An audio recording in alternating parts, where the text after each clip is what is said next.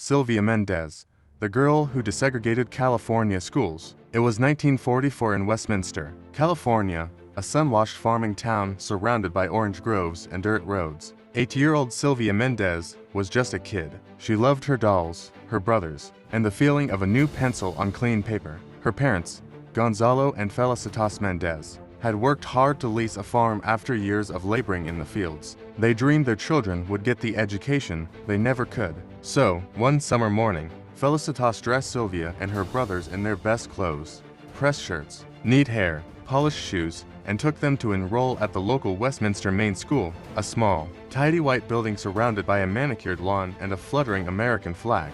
But at the front desk, the clerk took one look at their brown skin and Spanish last name, and said no. She told them, "Your children belong at the Mexican school." The Mexican school was a rundown shack by the railroad tracks, dirt floors, hand-me-down books, and no playground. It smelled of kerosene and dust. Sylvia's parents couldn't believe it. Their children were born in the United States. They spoke perfect English. They were Americans. So Gonzalo Mendez, a quiet, determined man, decided to fight. He gathered for other Mexican-American families who'd faced the same rejection.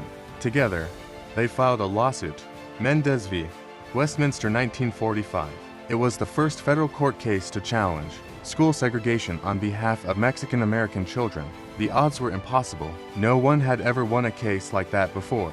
But Mendez refused to back down. He sold his farm equipment to pay the lawyers. In court, he stood tall and said, "We aren't asking for separate schools. We're asking for equal schools." When Sylvia testified, she told the judge all she wanted was to go to the nice school, the one with the playground and the flagpole. And then, history shifted. In 1946, the court ruled in their favor. Segregation in California schools was unconstitutional. The ruling was upheld in 1947, and it became a blueprint for Brown v.